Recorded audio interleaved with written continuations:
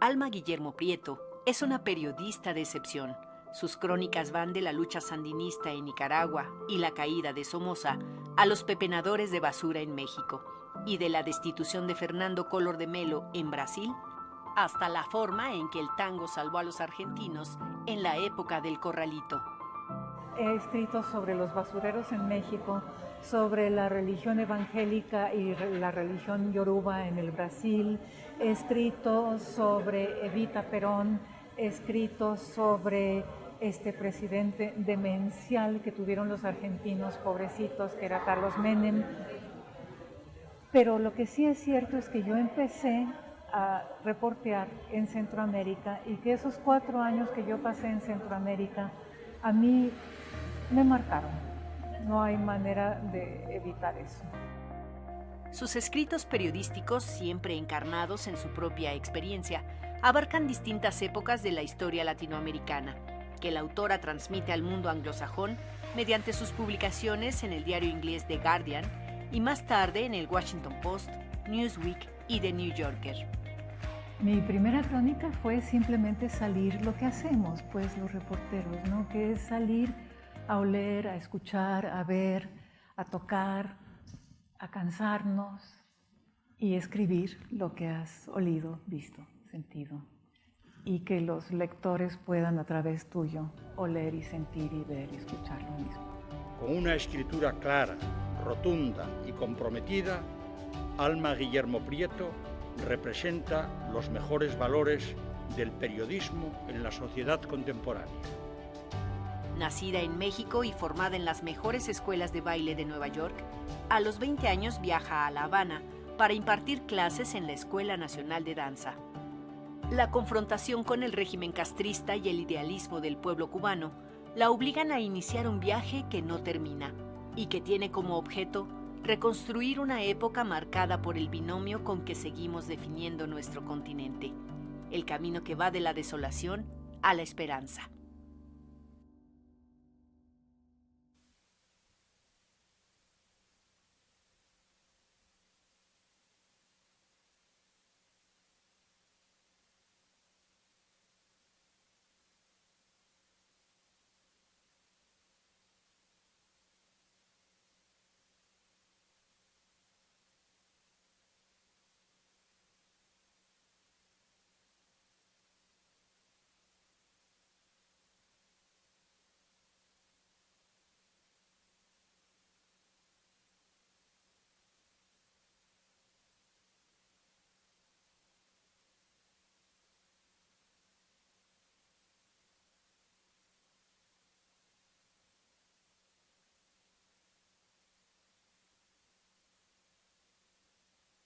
Universidad Nacional Autónoma de México, tener con nosotros a la mayor cronista mexicana, a una cronista de excepción que ha escrito América Latina como no la ha escrito nadie.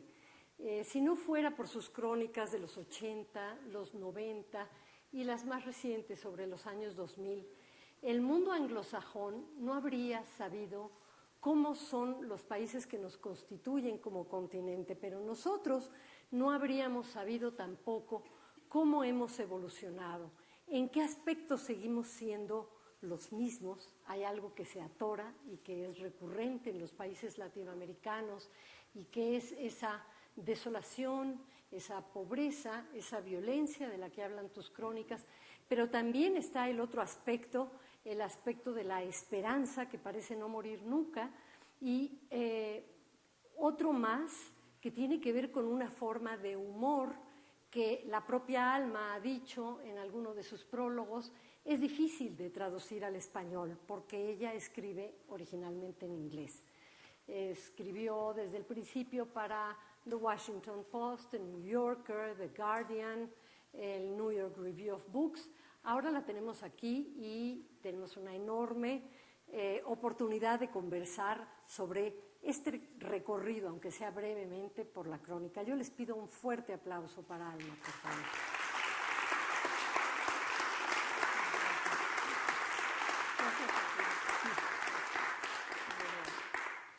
Tú originalmente empezaste estudiando danza Estudiaste primero en México y después estudiaste con Martha Graham y con Mercer Cunningham y por algún azar, por alguna cuestión fortuita, fuiste a La Habana a dar clase y ahí descubriste esta otra vocación. ¿Cómo fue eso? A ver, ese viaje a La Habana que cambió mi vida no fue un viaje de descubrimiento tanto como de descubrimiento. Todo lo que yo pensaba que valía la pena en el mundo, me dijeron en La Habana que no era importante. El arte, la danza en particular, que era un modo frívolo. Pero para echar para atrás un poquito, yo voy a La Habana porque estaba bailando con Twyla Tharp, que era una coreógrafa en ese momento casi desconocida, pero obviamente tremendamente talentosa. Y para todos los que amábamos la danza, pues bailar con ella era un sueño. Y yo bailé con ella a lo largo de un año, año y medio, pero nunca formé parte de la compañía principal. Entonces, cuando ella me dice que no voy a formar parte de la compañía principal, que son de los grandes golpes que le pueden dar en la vida a alguien que aspira a ser artista, acepté esta oferta de Merce Cunningham de ir a La Habana a dar clases allá. Entonces, como fue un viaje por despecho, no tenía yo idea de lo que me esperaba, ni de a lo que iba, ni cómo era esa revolución. Y fue como una especie de torniquete en dos sentidos, ¿no? Por un lado, la danza bajo ataque constante, los bailarines, hombres bajo ataque constante por su sexualidad. Estaba todavía muy fresca la época de los campos de concentración para los homosexuales. El arte como siempre una actividad bajo sospecha. Entonces eso fue tremendo. Y al mismo tiempo una experiencia de colectividad, de solidaridad, de euforia, esa euforia que solo puede dar estar en un grupo muy grande de gentes gritando, viva la revolución, viva Fidel, comandante en jefe, ordene, esa sensación de que hay algo mucho más grande que uno por el cual vale la pena vivir y morir. Fue realmente un encuentro de dos cosas imposibles y me llevó a renunciar a la danza y eventualmente a encontrar algo que pues me requería tanto esfuerzo como la danza. Yo recuerdo en La Habana, en el espejo, precisamente de una escena en la que te refieres al hecho de que en el salón no había espejos. Y cuando tú hablaste con la directora de la academia, la directora te dijo con la mayor naturalidad, pues es que eso es frívolo, eso fomenta la vanidad y además es un objeto burgués, ¿no? Pero, ¿sabes en realidad qué era lo que pasaba? Que no había espejos. Claro. Entonces, toda esa justificación supra era para no tener que decir somos pobres y no hay espejos. Y este gobierno no nos hace caso. Entonces todo era una faramalla así de no hay espejos porque son contrarrevolucionarios, son burgueses. ¡Wow! Y yo me la creía. Hay cosas que uno entiende, sobre todo en la juventud, hay cosas que uno entiende años después.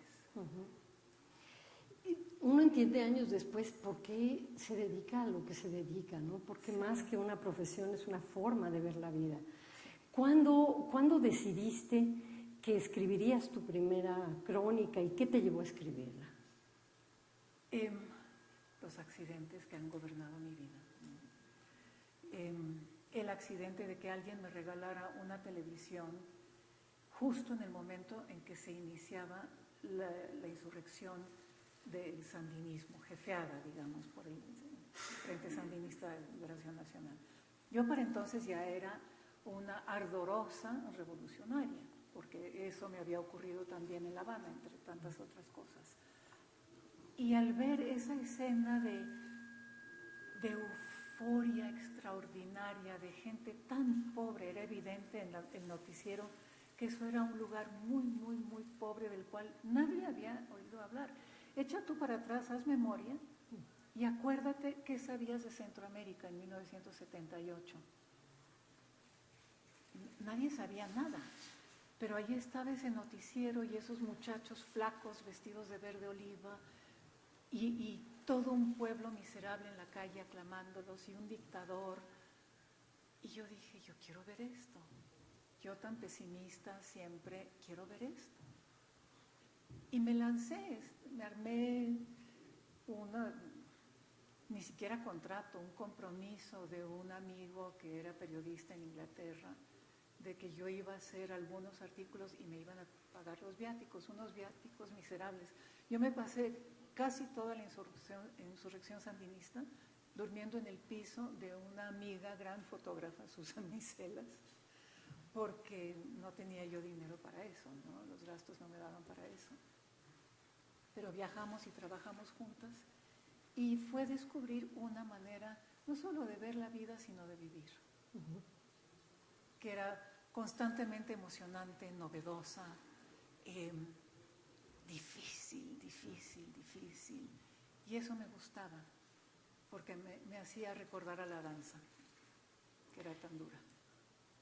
Es mucho más grato todavía saber que los que están aquí, que ustedes son verdaderos iniciados, porque Alma Guillermo Prieto la conocen muchísimo en Inglaterra y en Estados Unidos, en el mundo anglosajón, y sin embargo, en nuestros países, si bien la han leído muchos y atesoran sus libros, es difícil encontrar su obra, y al tenerla toda junta, darse cuenta de lo que ha sido esta vida de periodista en serio, de hacer reportajes de veras. ¿Cuánto tiempo te tomaba a ti y te toma hacer un reportaje como los que hiciste, por ejemplo, en Perú, cuando Collor de Mello en Brasil, cuando Vargas Llosa y cuando Los Pepenadores en México, estas crónicas a las que querría que nos refiriéramos un poco? ¿Cuánto tiempo te toma una crónica de esas? En aquel entonces, sobre todo, el periodismo era más próspero, ciertamente, y entonces alcanzaba el presupuesto de una revista para mandarme a cubrir un tema, no una noticia. Yo hace mucho que no hago noticias, pero para cubrir un tema, un mes. Y a mí lo que me interesaba, como aprendí a hacer reportería al lado de Susan Miselas, que era fotógrafa, que es fotógrafa, pues toda la gracia de la foto es que si uno no está, no toma la foto, ¿no? Y entonces ser reportera de esa misma manera era estar para tomar la foto con mis ojos y luego escribirlo. Entonces me demoraba yo mucho, claro, porque tenía que ir a un basurero y luego a otro basurero y luego volver al mismo basurero y luego encontrar el tercer basurero y contrastarlos y buscar a los encargados de la basura en la Ciudad de México y subirme a un avión recolector, a un camión recolector de basura e ir recolectando la basura con ellos, y luego con el que recogía la basura de casa en casa allá por Contreras e irme a recoger basura con él. Entonces eso demora, sí. Y luego de reportear todo eso, pues el trabajo de escribirlo, que tú sabes bien, es lo más atormentado del mundo, ¿no? Cómo hilar un párrafo con otro, cómo hacer que los lectores hagan el salto de un párrafo al otro conmigo y que no digan, bueno, hasta aquí, sino que quieran seguir de párrafo en párrafo, saltando y saltando, siempre acompañándome. ¿Cómo decir lo que quiero decir? Se está refiriendo, Alma, a una espléndida crónica, una crónica maestra sobre los pepenadores en Ciudad de México. Ella se fue al bordo de Xochiaca primero y después se fue a Santa Fe, antes de que fuera este lugar tan elegante, increíble. Con edificios posmodernos al que se llega por supervías. Fue, como ustedes saben, un lugar donde se recolectaba la basura. Y a través de contar la historia de los pepenadores y de lo que veía, te va contando también, por un lado, cómo funciona el sistema corporativista del PRI. Es espléndido eso, que entendiendo cómo están jerarquizados quienes recogen basura, quién le da dinero a quién, desde el primero que recoge la mejor basura hasta el último, ¿verdad? Cómo están divididas las calles, que dice Alma al principio, pues yo veía como basura nada más, ratas, por supuesto, inmundicia, olores nauseabundos y todo me parecía que era lo mismo.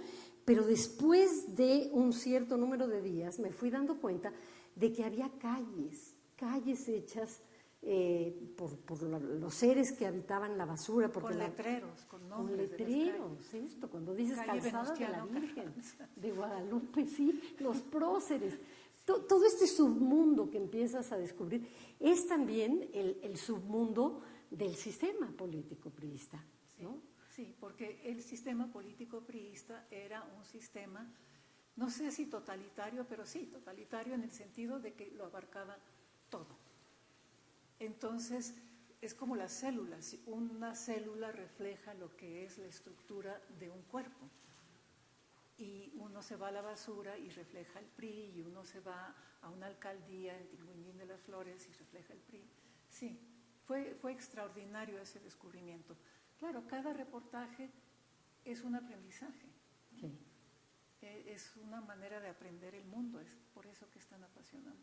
Y tú hablas de que es un tema el que a ti te interesa trabajar y sin embargo a partir de ese tema tú nos descubres un país. En cada una de las crónicas sobre la Ciudad de México o sobre Lima o sobre Bogotá nos estás descubriendo cómo funciona toda la sociedad.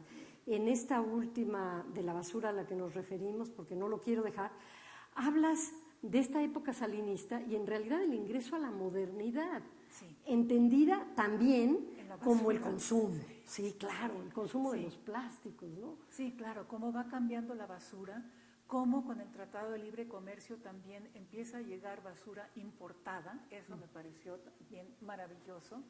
O sea, los pepenadores le dan a quien regentea cada basurero la basura desglosada y mucha de esa basura es útil, tiene valor comercial, por supuesto. Los huesos de gallina, me da pena decírselos, pero los compran los que fabrican caldos de pollo en cubo. Y el cartón, claro que se vuelve a utilizar, pero entonces estaba llegando en ese momento, ¿te acuerdas? Cartón de lujo de la basura del primer mundo de Estados Unidos, que no venía tan mojada, que venía seca, bien empacada, lista para reciclar. Entonces todo eso era parte de la modernidad. La basura que iba dejando la comida chatarra, los envoltorios de plástico. Era fascinante, fascinante. Sí, fue un privilegio encontrar ese tema, esa metáfora.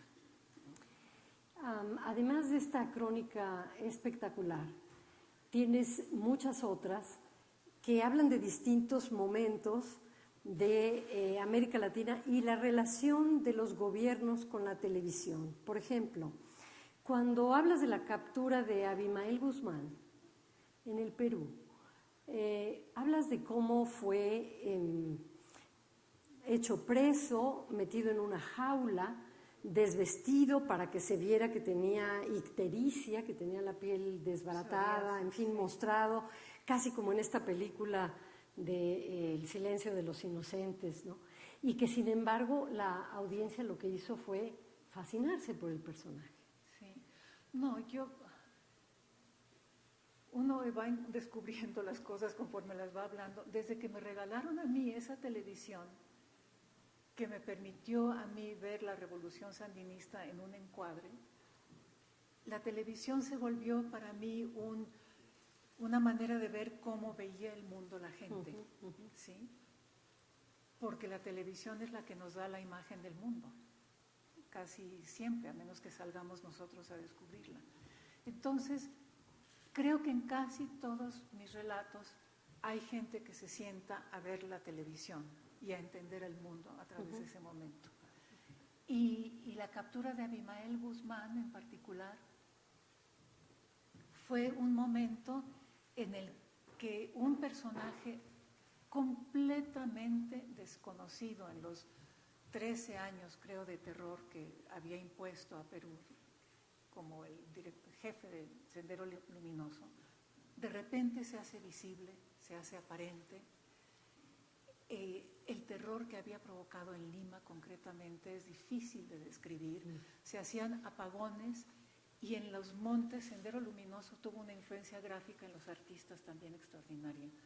En los cerros se iluminaban fogatas en forma de el martillo y la hoz, gigantescos, ¿no? Y la gente veía eso. Y entonces de repente tiene cara, y esa cara tiene psoriasis. Y es como un personaje flácido que hace mucho que no hace ejercicio y tiene los pies planos y camina así. Y la fuerza del terror es tan grande que lo ven casi como un ser épico o casi heroico. Esa transformación fue muy interesante. Pasa mucho con el personaje que ha sido pues un asesino de comunidades enteras de pueblos, claro, que ha causado el terror por muchos años, pero que de pronto es aislado a través del ojo de una cámara, sí, que es lo mismo que sucede también con el Chapo Guzmán, sí, y al que le hacen una serie que automáticamente adquiere un estatus distinto a los ojos del televidente y sí, de ser un asesino y un criminal se convierte en una suerte de héroe por ser el protagonista de una historia. Y hasta de víctima.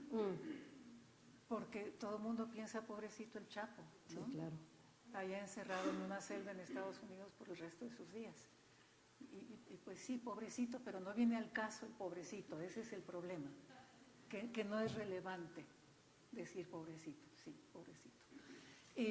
Hay otra cosa también que yo creo con respecto a la imagen y la violencia y cómo se van informando mutuamente. Yo tengo como una especie de pesadilla despierta en la que yo veo a un guardián de secuestrados viendo la televisión, aburrido así, y pasan alguna película gringa en donde sale alguna escena de tortura atroz, ¿no? American Gigolo, no sé, y él dice, esa está buena. Y veo al productor en Hollywood leyendo un artículo donde se describe la tortura atroz a la que ha sido sometido alguna víctima del narcotráfico y diciendo, eso funciona. Y una retroalimentación entre esos dos extremos, la imagen y la realidad.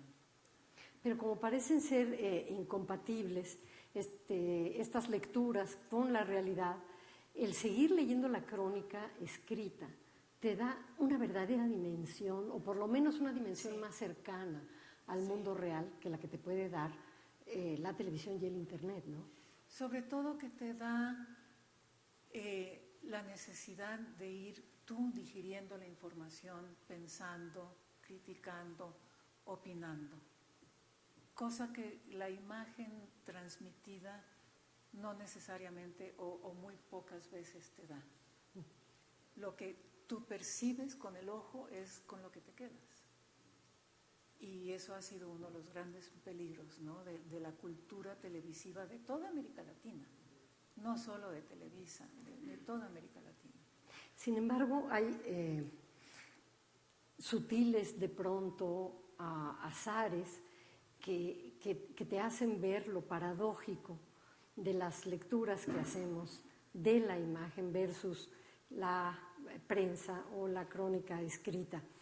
En el caso de Color de Melo y Brasil y las grandes telenovelas que produce Globo, sucede que lo que se puede decir en la televisión, en la telenovela, no es lo que se puede decir en la calle. Claro. Que la gente está no solo fascinada con la historia de la telenovela, sino que la telenovela está dictando lo que está ocurriendo. ¿Cómo fue ese proceso de destitución de Color? Bueno, primero es interesantísimo pensar ahora en Color de Melo y cómo lo echaron a este presidente que era el más gandalla pues, que ha habido, y comparar con lo que está haciendo una telenovela actualmente en el Brasil, que es una telenovela que en gran parte ha sido responsable del sentimiento en contra de Lula y en contra de Dilma Rousseff, ¿no? la destituida por algo que equivale a un golpe de Estado. ¿Qué pasa en el momento de los inicios de la democracia brasileña en 1900, ¿qué era? 92, por ahí así? Eligen a este personaje porque, siendo como son brasileños, les fascina cómo se viste. Tipo es guapo, delgado, trajes blancos, ¿no? De punta en blanco, acá tiene a la esposa guapa, es de un estado que tiene playa, entonces dicen, uy, qué lindo mi niño, y votan. Y de repente empieza el despojo de Brasil sistemático, y las telenovelas en ese momento también están disfrutando de que se levanta la censura, los largos años de dictadura militar y censura militar.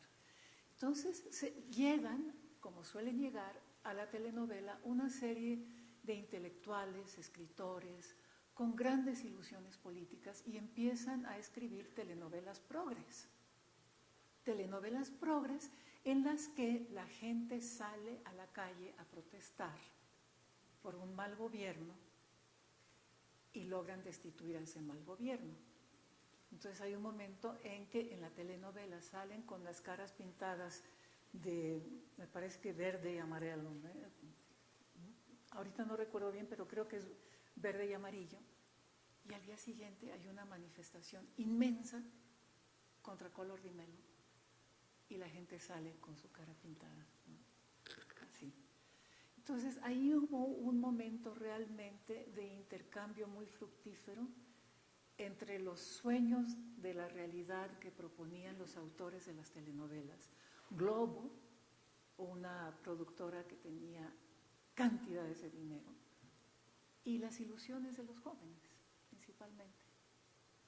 Y sí, una frase que me dijo, que sí quiero recordar porque es maravillosa, el productor de telenovelas en chef, el chefão de Globo, me dijo en la entrevista, fue genial porque yo era una pobre imbécil que llegaba ahí con mi cuaderno y había un partido que a él le interesaba mucho ver, no sé si era Botafogo contra Flamengo, lo que sea. Entonces yo estaba sentadita así con mi cuaderno y él estaba sentado en su escritor con su puro acá, viendo la pantalla, ¿no?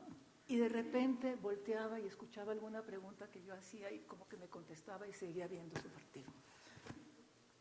Entonces, lo que me dijo fue tan genial. Dijo, ustedes los mexicanos, cuando quieren producir emoción en una telenovela, lloran, lloran.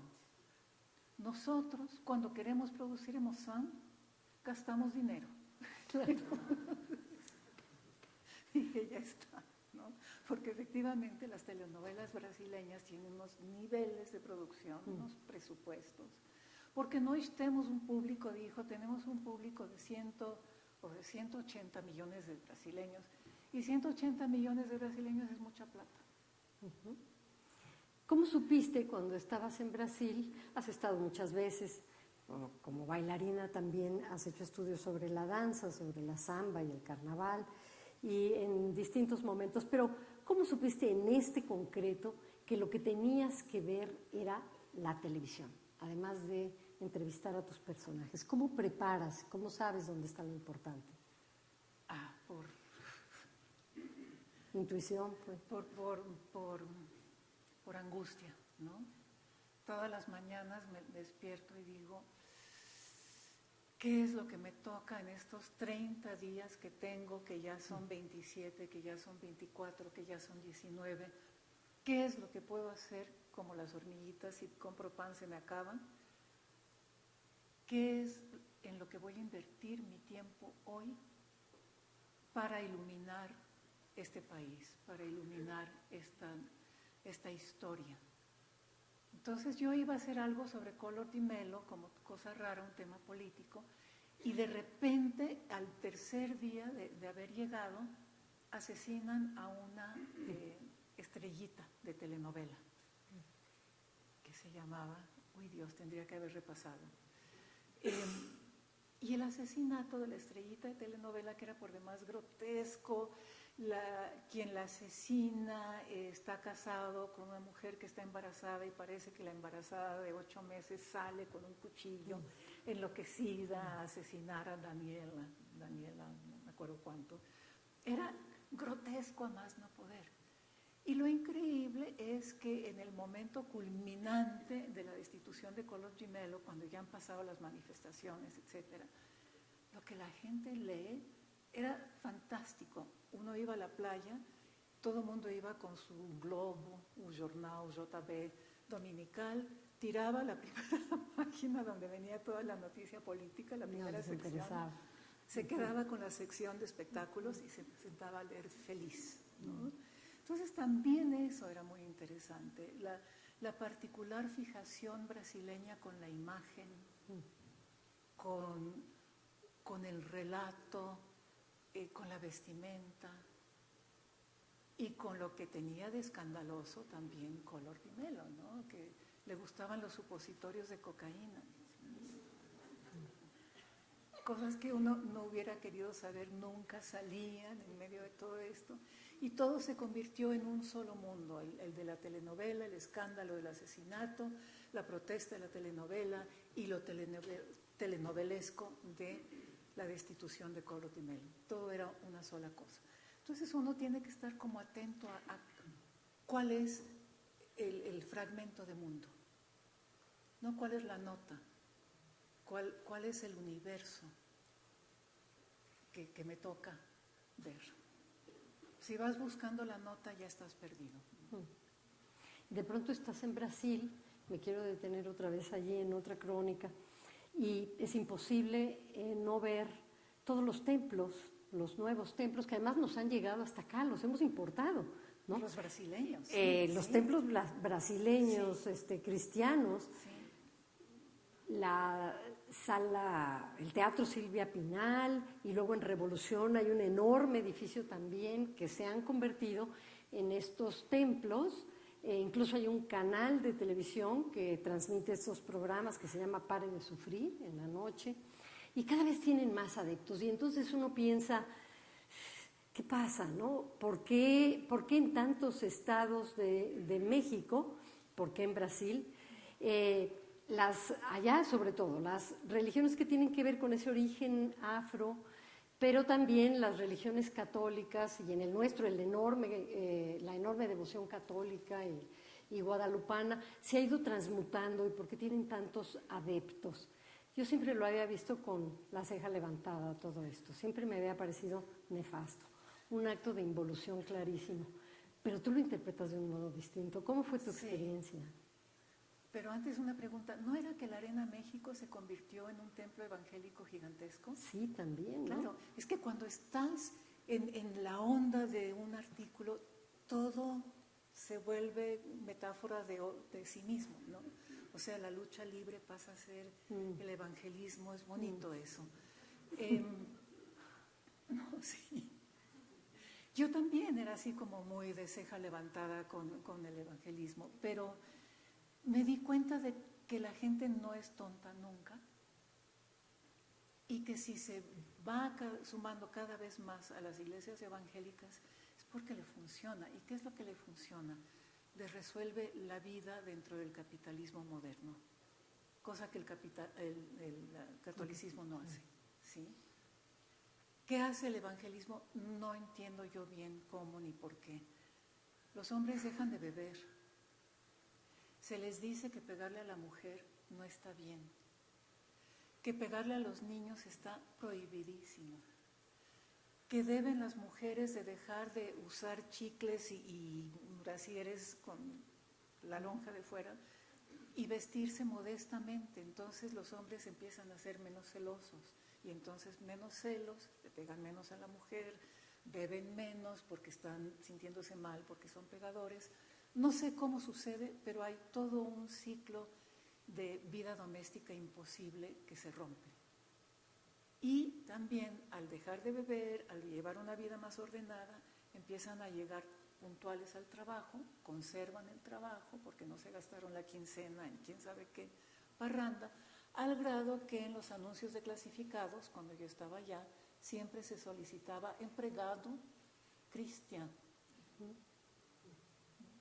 ya como cosa segura.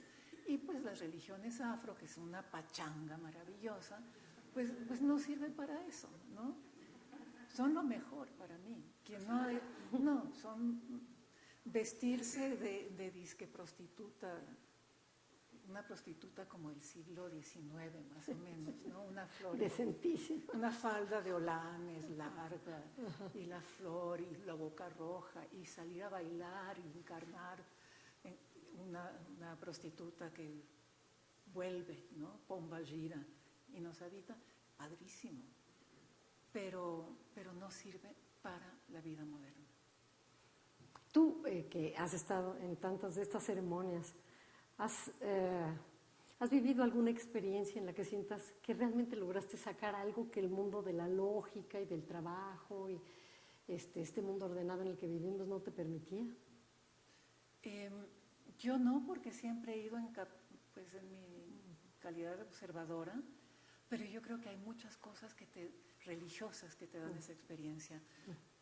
Todas las iglesias afroamericanas en Estados Unidos, ¿no? Y ahí sí, uno se pone a cantar con ellos y es maravilloso, sí, esa catarsis es muy particular porque es, como me dijo en Colombia una mujer que ha sido víctima de las atrocidades más espantosas, poder entregarle a Dios toda nuestra pena es lo único que me salva. Y poderla entregar a través de los cantos, o a través del baile, o a través de la procesión. O a través del rezo, o a través de lo que sea. Sí, de esa catarsis. Lo vimos incluso en la boda de Harry y Meghan, quienes la vimos, ¿verdad? Al cantar los spirituals y ver a Oprah Winfrey. Claro. Sin embargo, fíjate que la imagen también funciona de una manera distinta en otros países, y a mí me interesa mucho la crónica que haces sobre la campaña de Vargas Llosa y de Fujimori. Es muy interesante, porque estás hablando de un hombre que es un gran intelectual, un gran escritor, respetado, muy reconocido en el momento en que se lanza a la campaña, y sin embargo un hombre que va cada día que se presenta en público perdiendo adeptos. Entre mejor habla, más adeptos pierde. Y Fujimori, que es un desconocido al que le decían el chinito, y que él mismo empezó a rentabilizar ese nombre y se decía el chino, ya llegó el chino, empieza a subir y subir aunque no sepa hablar, ¿no? Sí, exacto. ¿Cómo te explicabas eso?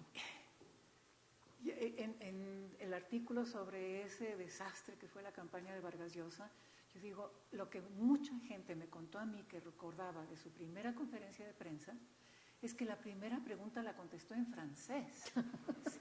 Bueno, es que hay gente que habla inglés y francés, aunque no lo sepas. De entrada estaba perdido. Después de haber llevado una campaña muy exitosa, se le pone enfrente a Fujimori y se acabó. Porque el eslogan se lo inventó el cuñado de Fujimori. Fujimori era un profesor en una universidad de tercera, profesor de agricultura. Ingeniero agrónomo. Ingeniero agrónomo, sí.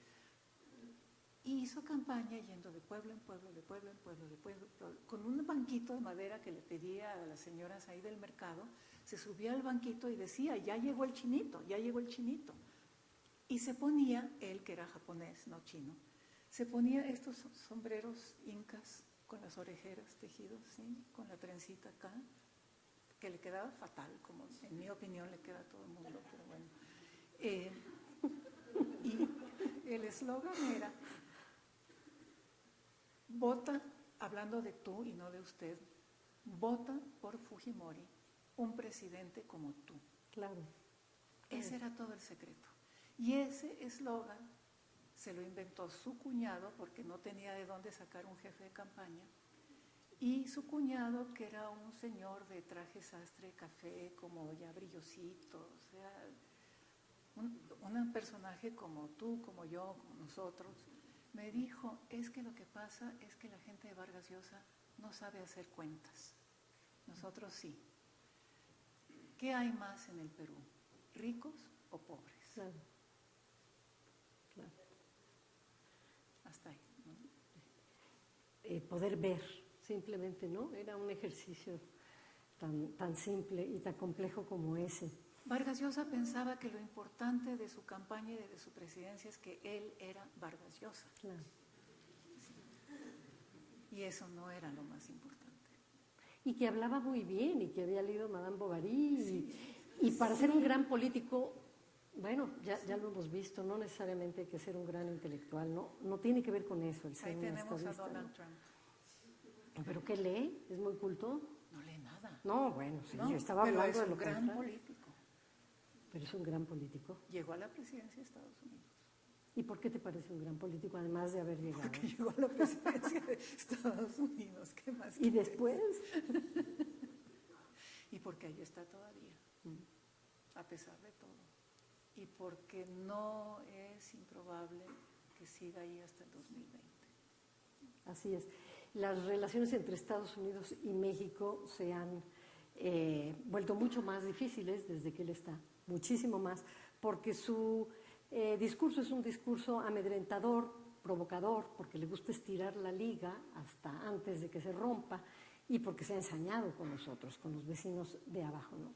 Y tú hablas mucho en tus crónicas de la relación inevitable que hay entre Estados Unidos y los distintos países latinoamericanos, incluso en aquellos en los que uno no ve la relación tan fácilmente. Por ejemplo, cuando hablas de El Salvador y te refieres a los maras, a la mara salvatrucha, hablas de que es un fenómeno salvadoreño estadounidense en más de un sentido. ¿A qué te refieres?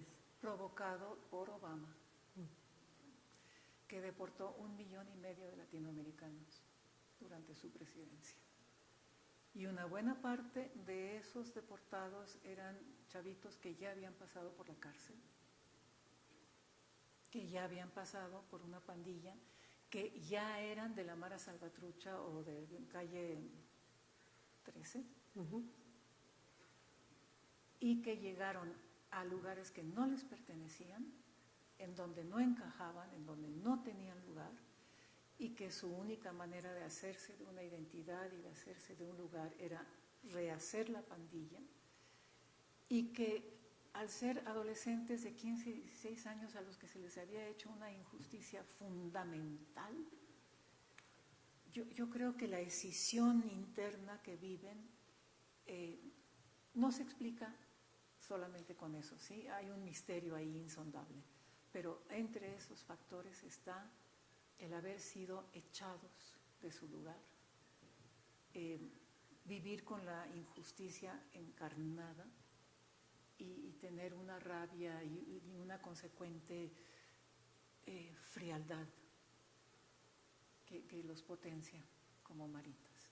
Esa es una razón. Sí, esa es una razón. Y al ser deportados muchas veces se han quedado en México. Oh, perdón. Nada más para relacionarlo con Trump. Yo creo que hay un fenómeno que estamos viviendo en América Latina y en el mundo, que es el de la rabia. Este momento del capitalismo me parece a mí particularmente difícil. La rabia que provoca el consumismo, nunca tienes suficiente, nunca tienes bastante, y si eres pobre y marginado, nunca tienes nada. Y esa rabia, Trump la ha canalizado de una manera extraordinaria y como un desafío. Entonces, políticos hoy día que encarnan la rabia son políticos que van a tener éxito. La rabia también la encarnan los jóvenes de los distintos países latinoamericanos, Guatemala, El Salvador, Venezuela y México. México con el narcotráfico, México reclutando a todos estos chavitos que no tienen un destino promisorio, por decirlo menos, que no tienen ningún tipo de futuro y que entonces son cooptados por estos grupos que les prometen un sueldo que no van a ganar de otra manera y que les ofrecen la posibilidad de comprar cosas de marca, que es donde han puesto sus valores, en este capitalismo feroz donde lo que importa es lo que traes, lo que luces, cómo te presentas y que esto sea lo que la mercadotecnia te ofrece, ¿no? Sí. ¿Hay alguna manera de romper este ciclo? Yo no sé, yo me dedico a reportear y a ver y a desesperarme. La receta no la encuentro. te lo juro. Hablando de religiones, es interesante ver cómo esta desesperación, esta rabia, esta frustración y esta certeza de los jóvenes de que se van a morir, de lo que hablábamos hace rato, pero de que vale la pena morir si por una vez en tu vida vas a tener unos tenis que apantallan, ha dado lugar también dentro de todo ese amplio fenómeno de la narcocultura a la Santa Muerte, a estas otras religiones que son un poco las religiones del nihilismo y la esperanza en una especie de competencia constante, ¿no? No sé con qué se rompe ese ciclo. Creo que es bueno reconocer que no es solamente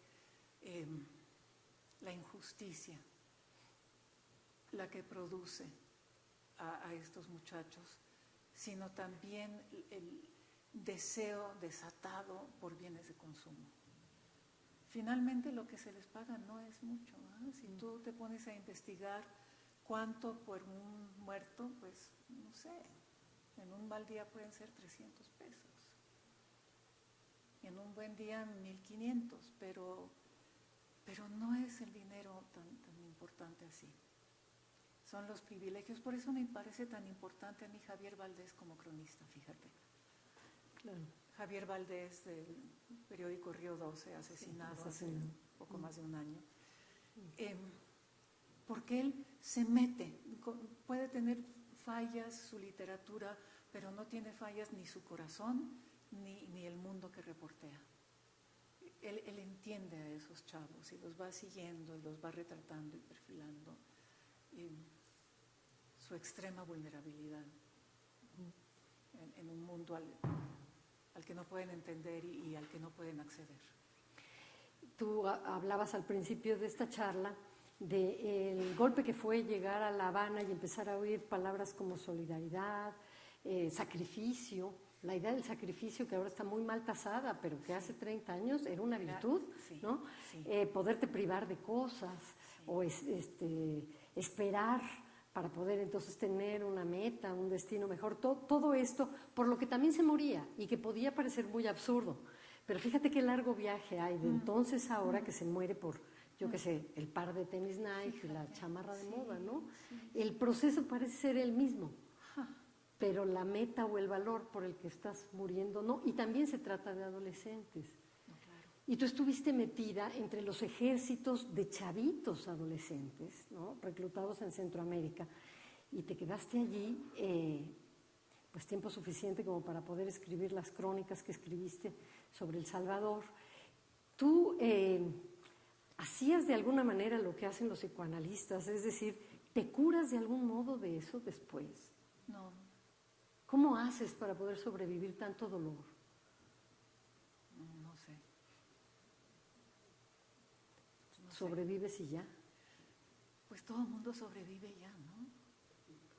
Sí, me imagino que sí. Que a lo mejor escribir la siguiente crónica en la que siempre hay algo, siempre, una nota de esperanza, por terribles que sean tus crónicas, siempre hay algo que a mí me llama la atención, que es ese sentido de esperanza que no necesariamente viene de ti, que viene de la gente a la que estás reporteando, del mundo que descubriste, pero que también viene de un guiño irónico. Y esto sí tiene que ver ya contigo directamente, que es el estilo. Y yo creo que eso es porque vienes de la escritura en inglés, porque en inglés la ironía es todo, ¿no? La ironía es, sí, el vocabulario, sí. Y eso es difícil a la hora de hacer la traducción de mis textos, ¿sabes? Y entonces quedan un poco pesados siempre, siento yo, porque pierden como la malicia, ¿sí? Yo creo que yo soy una escritora maliciosa, irónica, sí, compinche de los lectores, burlona también, pero chistosa en últimas. Y creo que eso no se refleja en las traducciones, desgraciadamente, no por falta de esfuerzo o empeño de los traductores, sino porque simplemente es muy difícil transitar de la ironía y el humor al chiste, ¿no? Que es lo que en español se da más. Sí, a mí me da mucho alivio poder, porque yo reporteo sola, yo he descubierto que si uno va con Susan Meiselas incluso a hacer algún reportaje y el mundo que se encuentra uno es tan difícil, entonces la tendencia humana natural es refugiarse en lo que uno conoce, que es la persona con quien va, que viene del mismo mundo que uno. Entonces yo voy siempre sola, para sentirme obligada realmente a no tener refugio. Y lo que me salva durante todas esas jornadas es que yo me voy contando el relato todo el tiempo y guardando las cosas chistosas como para contárselas a mis amigos después, cuando regreso. Y ese es el humorcito, yo creo, que informa mis artículos. ¿No te ha dado miedo nunca hacer estas crónicas? No, sí, cómo no. Para mí leerlas, a mí me da miedo leerlas. Me imagino que haber estado en esos lugares, que estar en estos lugares, te ha llegado a dar miedo, ¿no? Sí me ha dado miedo, claro que sí. Sí, pero pesa más la curiosidad, ¿no? Sí.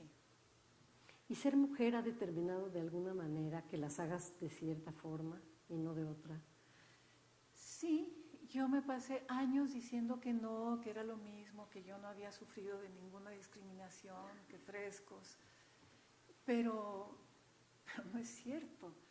Claro que por ser mujer es que el tipo de globo podía darse el lujo de ver el partido y fumar su puro y no hacerme caso. Eso no se lo hace a un hombre. Por ser mujer, yo rarísima vez tengo la posibilidad de entrevistar a un ministro, sobre todo en México. ¿Cuándo me ha dado una entrevista a mí un secretario de Estado? La respuesta es nunca. Nunca. Y me he cansado de pedir, hasta que me cansé y ya no pido. Pero eso también yo creo que es parte de ser mujer reportera. Entonces eso también ha reforzado mi inclinación natural a decir, los políticos son todos unos chantas, y a mí lo que me interesa realmente es el circo de la política, cuando hay, la tragedia, cuando hay, y la gente, y cómo sufre y sobrevive a sus políticos. Pero es una tendencia natural que reforzó el hecho de que ser mujer realmente ha cambiado. ¿En qué ha cambiado? En que yo creo que alguien como Carmen Aristegui tiene mucho más acceso, por ejemplo. Denise Merker tiene mucho más acceso y tiene la posición que tiene. Denise Dresser, o sea, hay reporteras que tienen acceso y que son reporteras de política nacional importantes. Eso es nuevo, digamos de, ¿qué? 15 años para acá, ¿será? Sin embargo, tienen que vestirse de cierta forma, si te fijas. La manera de presentar ese cuerpo, en el caso, por ejemplo, de Carmen Aristegui, digo, más allá de los valores por los que la seguimos y la admiramos muchísimo, su inteligencia y su valentía, sin duda, la manera en la que mueve el cuerpo, se presenta, gestualiza, no sé si por ser México o si así sería también en Estados Unidos, es una manera más masculina que femenina. No estoy queriendo decir que Carmen Aristegui sea más masculina que femenina, estoy diciendo que la manera de presentarse, por ser alguien que dirige un programa de noticias y quiere ser escuchada como alguien que habla en serio, ¿no? Tiene probablemente todavía que revertir esa forma y que tener uno que otro guiño que responda a eso. Lo mismo sucede con la política. Hablar en serio es hablar como hombre, sí, eso sí. Sigue siendo, de alguna manera. Claro. Por eso que bueno que nosotros no estamos hablando en serio ahorita y podemos hablar de lo que sea, y te puedo preguntar si has tenido miedo, qué se siente reportear desde el cuerpo de mujer, y otra más, ¿has sido perseguida? En Centroamérica sí, mucho. ¿Y cómo es ser perseguida? ¿Cómo se vive eso? Pues que el presidente del país te denuncia en el noticiero, por ejemplo, en una época en que están matando a gente. La época difícil fue antes de que empezara la guerra. Ya cuando empezó la insurrección propiamente, la guerra propiamente, pues sabías que aquí estaba el frente y ahí no te metías. O tratabas de meterte, pero sabiendo por dónde ibas, más o menos. Pero antes de eso, cuando era cuestión todas las mañanas de salir a recorrer las calles y ver cuántos cuerpos habían amanecido tirados ahí, esa fue una época de mucho miedo. Sí. Y lo sentimos todos los que estábamos viviendo allá. No éramos muchos, pero sí. Yo no sé si sea, bueno, debe ser un miedo distinto, por supuesto, porque estás más cerca, pero también esa cercanía a lo mejor te anestesia un poco, te hace desarrollar una tolerancia al miedo que sentimos todos. Todos los que vivimos en este país tenemos que no pensar en el miedo y tenemos que no pensar en la violencia todos los días, porque si no nos paralizaríamos, pero tampoco podemos no darnos cuenta de lo que está ocurriendo. Claro. No, yo pienso todo el tiempo en mis colegas en México y sobre todo en mis colegas de provincia. Claro. Porque son los más indefensos, los más vulnerables, y la prueba está en ciento y cuantos muertos que llevamos, ¿no? Y no sé cómo hacen. Yo me acuerdo que en El Salvador, pues sí, sentía yo que me tocaba estar ahí y qué más iba a hacer. Pero en Sinaloa, en Veracruz, en los tiempos terribles de Duarte, sí. ¿Cómo se sobrevive con eso? No sé. Los admiro, simplemente. Y entiendo también que son muchos los reporteros que por falta de entrenamiento, capacitación, sueldo, respaldo de sus medios, respaldo sobre todo de los dueños de los medios,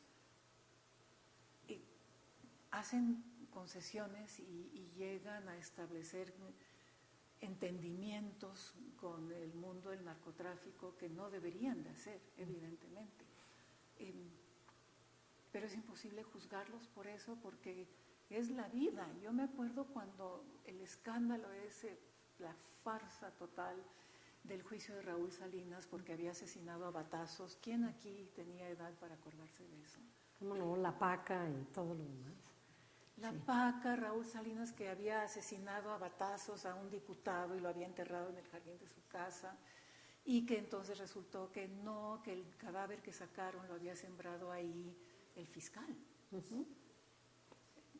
Chapa Besanilla. Sí.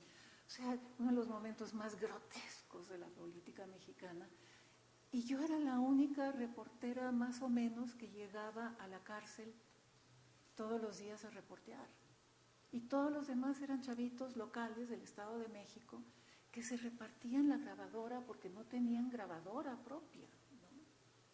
Entonces, esas condiciones de trabajo que les imponen los dueños de los medios, a mí me parecen tan lamentables y el miedo que le impone el narcotráfico a cualquier candidato a alcalde en México hoy día y a cualquier reportero en un lugar pequeño, es difícil. Hay una serie de reglas para hacer un buen reportaje, para hacer una crónica, para hacer un perfil, como las hay para escribir sobre cualquier género literario, ¿no? Que muchas veces los periodistas pasan por alto y que parece que la circunstancia también a veces propicia que se pasen por alto, porque tú te acabas de referir a un momento que fue emblemático en el periodismo de este país, el momento en el que pareció que ya la verdad no estaba por ningún lado y que entonces había que acudir a los recursos de la literatura, del gore, de preferencia, del thriller, de la caricatura, para narrar un acontecimiento político, ¿no? Y lo periodístico y lo político y la nota roja se fundieron en un solo instante, porque yo me acuerdo que así como se designó a una pitonisa, a la vidente, que era la Paca, a través de un fiscal, que era Chapa Besanilla, en un programa de noticias del Canal 13, Sergio Vique invitó a la Paca. La Paca nos echó unas cuantas maldiciones. Y al día siguiente, el propio reportero, y estamos hablando de un programa de noticias, hizo una limpia para todo el auditorio en la televisión. ¿no? Y nosotros estábamos esperanzados en descubrir qué había pasado con el asesinato de Manuel Muñoz Rocha, y no se le ocurrió mejor cosa a quien se le ocurrió que hacer una telenovela que se llamaba Nada Personal, y un poco a la manera de Globo, Exacto. reproducir la vida política del país. Sí, reproducir también oscureciendo, ¿no? Porque claro. todo, entonces si ya lo era, se volvió más todavía el país de lo insinuado, Sí. del codazo, del cinismo como manera de estar más pegado a la verdad. Sí, fue un momento realmente clave. Esa crónica yo la escribí como si fuera un gran guiñón, ¿no? Una farsa absoluta, porque no podía creer nada de lo que estaba pasando, hasta que mis mejores amigos, entre los cuales había unos ingleses absolutamente sensatos, creyeran a pie juntillas que Raúl Salinas había asesinado a batazos a Manuel Muñoz Rocha. ¿Qué momento más axial? Y probablemente solo posible en América Latina, ¿no? Imposible en otros. Que también por eso nos gusta, debo de decir, sí. ¿No? Yo no me voy de acá porque ¿en dónde cuentan mejores historias?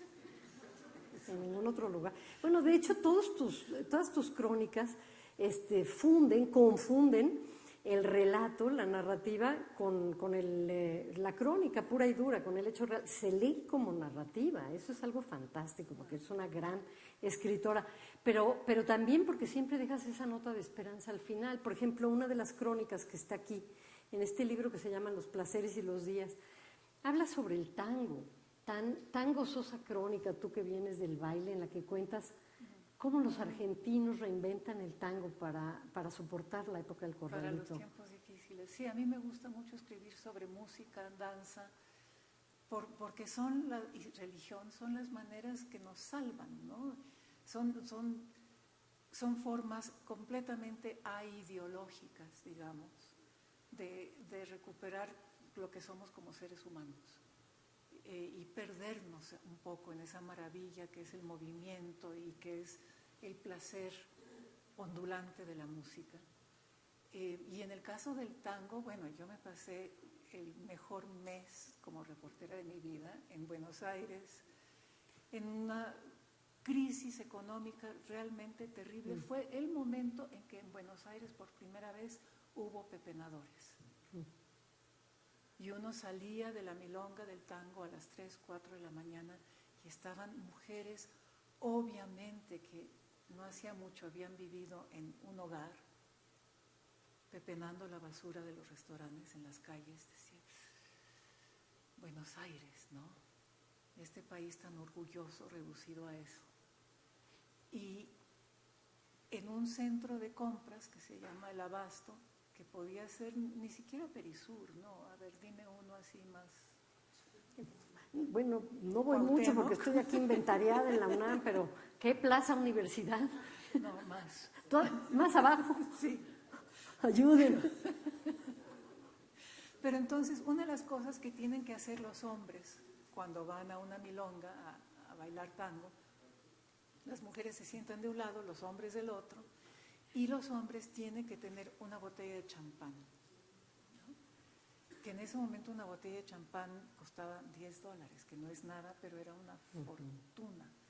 Entonces habían arreglado con el del bar que se tomaban poquito champán y el del bar les guardaba hasta la siguiente sesión su botellita, ¿no? Estaban tan amolados. Ya sin gas.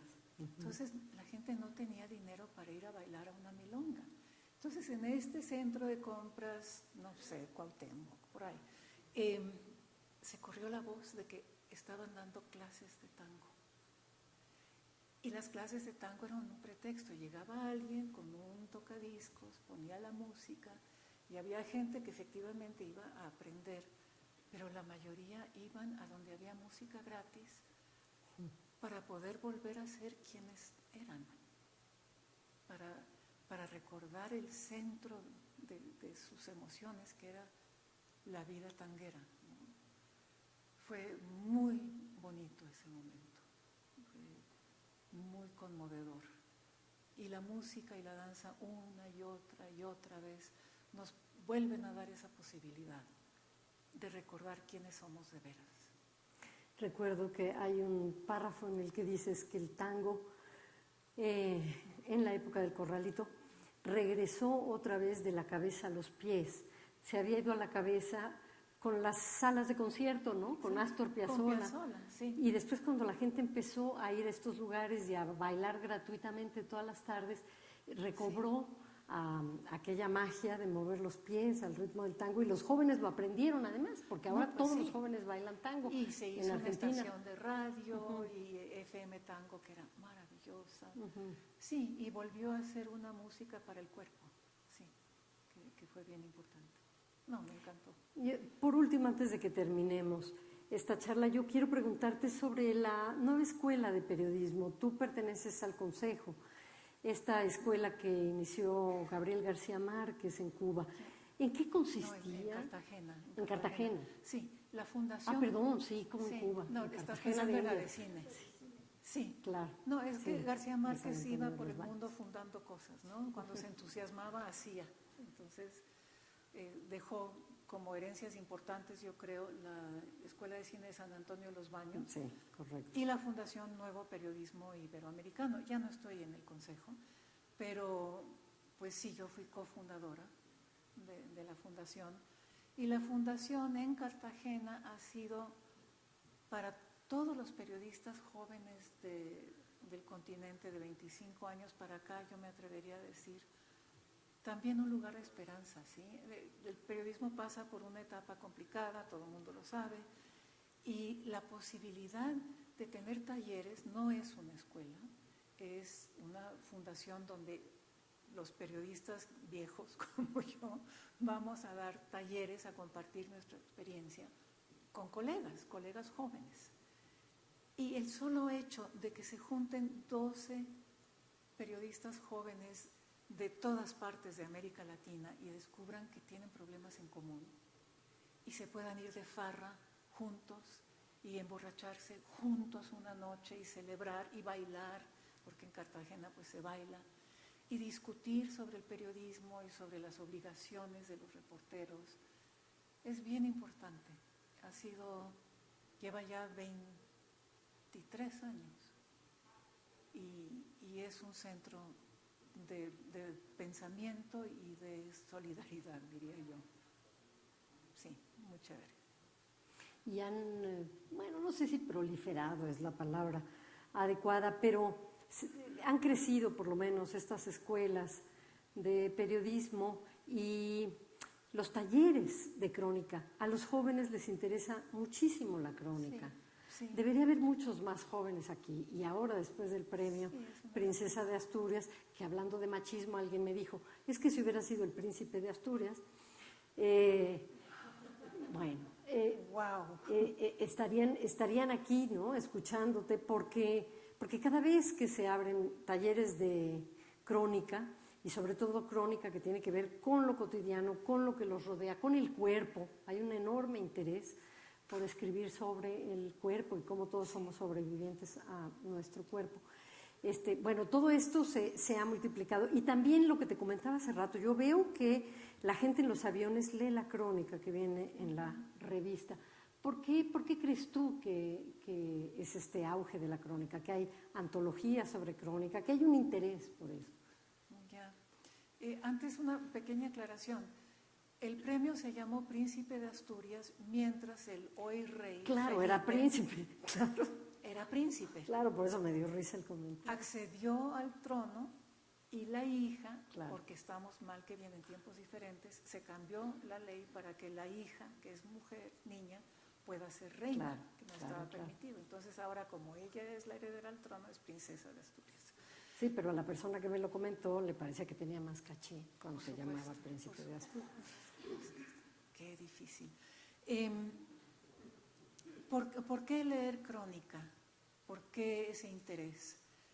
Yo creo que la lectura es un espacio de silencio y vivimos en un mundo extraordinariamente ruidoso. Entonces, cuando uno ve a los jóvenes leyendo en el metrobús, que es diferente a ir con el celular, que es una manera de generar ruido interno mental también, y cosas muy valiosas. pero la lectura es ese espacio de silencio en el cual realmente puedes entender lentamente. Y creo que eso llama mucho la atención. Y al mismo tiempo, tener la posibilidad de acceder a este mundo tan complicado, tan muchas veces difícil, tan amedrentador, a través de esa lectura lenta, esa comprensión lenta, también es una manera de tener esperanza. La lectura es una manera de tener esperanza.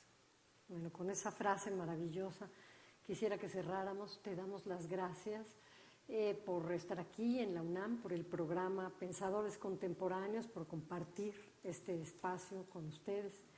Muchas gracias. Gracias Alma Guillermo Prieto. Por la invitación. Muchas gracias a ustedes también. Gracias por la invitación.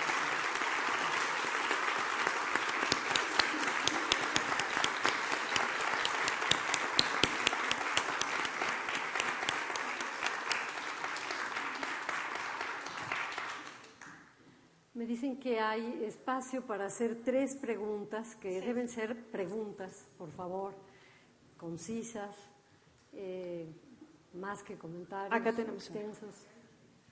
Que se puedan decir en 2 frases, cuando mucho. ¿En 2 qué? Frases. Frases cortas. Ok. Quería preguntarle, usted que ha hecho la crónica de campañas y candidatos, estamos ahora en un tiempo electoral. ¿Qué crónica, o sea, qué le llama la atención de este momento que estamos atravesando? Sí, en realidad yo no he hecho crónica de campañas mucho, la de Fujimori por ser excepcional, ¿no? Porque era este drama. Sí, llegué a la campaña del 1994 a raíz de la muerte de Colosio. Y no he reporteado esta campaña concretamente, ni he estado viviendo aquí. Hace 5 años que vivo fuera, vivo en Bogotá. Entonces sí me disculpo contigo por no poder contestar, no he hecho el seguimiento. Sé, sí, que es un momento, pues ojalá que importante, pero ciertamente donde están muchas cosas en juego. Y ojalá sea importante, ojalá no se vuelva todo a lo mismo, se trivialice. ¿Otra más? Acá arriba. ¿Dónde? Allá.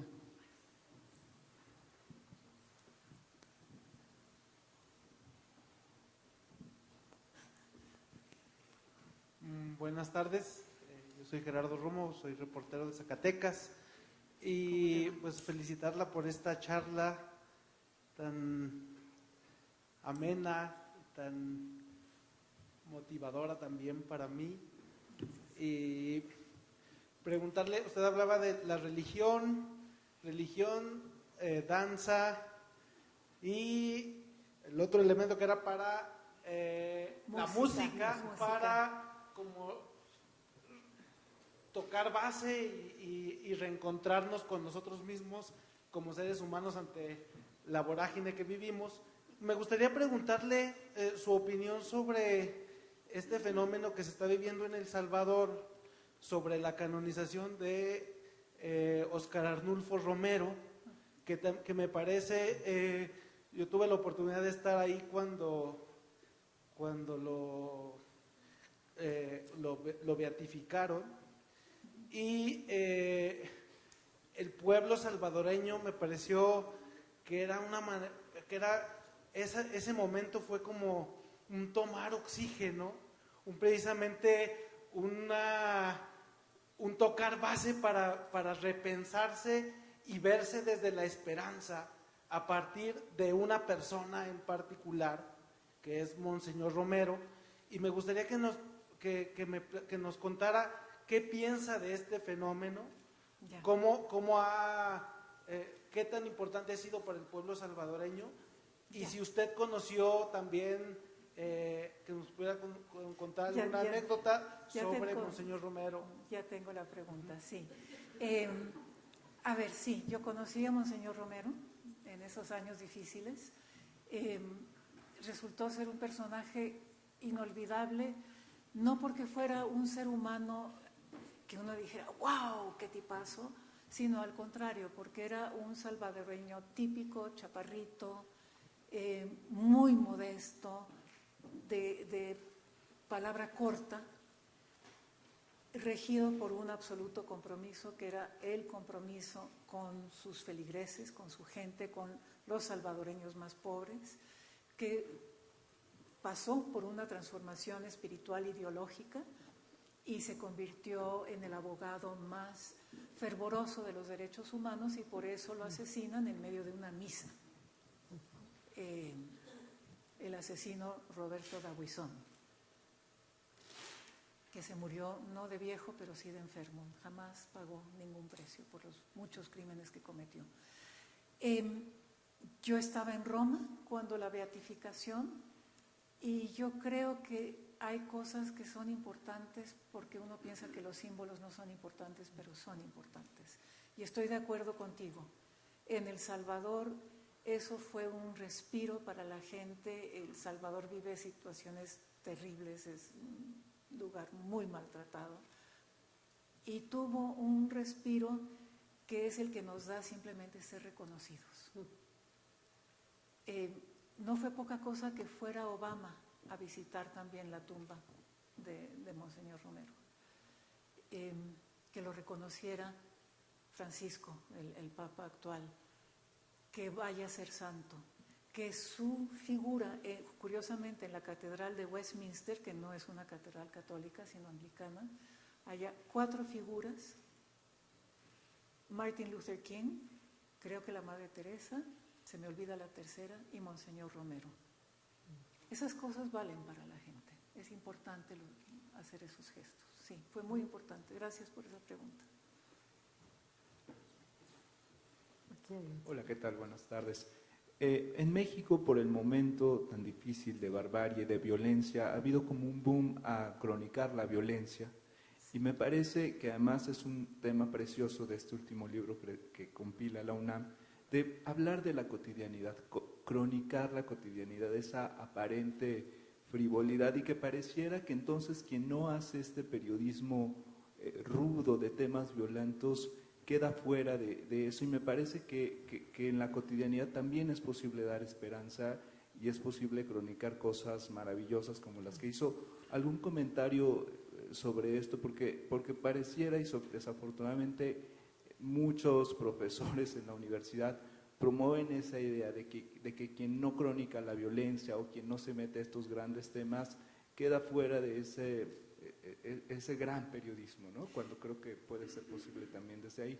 Sí, eso remite un poco a lo que decía Rosa, ¿no? De que el martirio era lo único que valía en determinada época de mi juventud, sobre todo. Yo, en primer lugar, no creo que nadie tenga que hacer nada que no quiera hacer, ¿sí? Y yo creo que eso vale tanto para los reporteros como cualquier otra persona.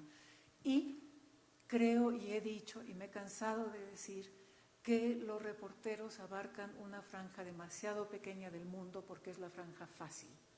Y la franja fácil también es la franja necesaria, que es la violencia, pero deja por fuera, no sé, el arte, deja por fuera la nota de sociales, que es importantísima y se hace tan mal, deja por fuera a los ricos. ¿Quién reportea a los ricos?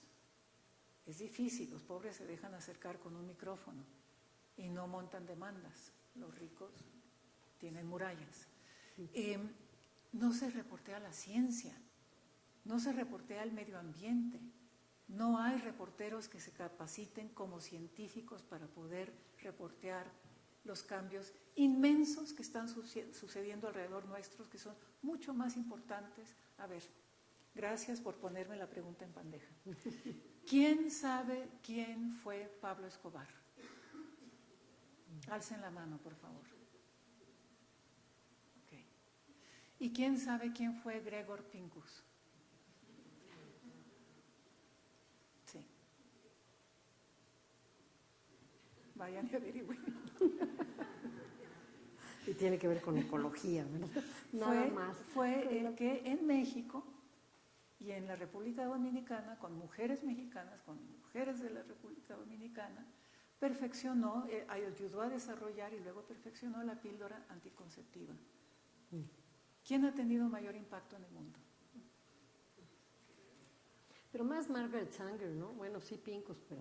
No, yo digo que Pincus, fíjate. Yo digo que el invento de la píldora anticonceptiva cambió el universo. No, claro, pero digo que Margaret Sanger estuvo mucho más presente que Pincus. Finalmente él trabajaba en el laboratorio. Ah, sí, claro. Se conoce más su nombre, sí. Pues una última pregunta para creo que cerrar, por acá hay ¿ya? una Aquí hay manito una alzada, sí. y terminamos. ¿Cuál sería su mensaje para los jóvenes estudiantes, ¿no? Para los periodistas, ¿por qué vale la pena el periodismo de crónica en tiempos de fake news, de posverdad? Pues por lo mismo que tú acabas de decir. Porque no es fake news. Porque es lo que nos puede salvar de fake news. Porque es divertidísimo. Porque es una manera de vivir.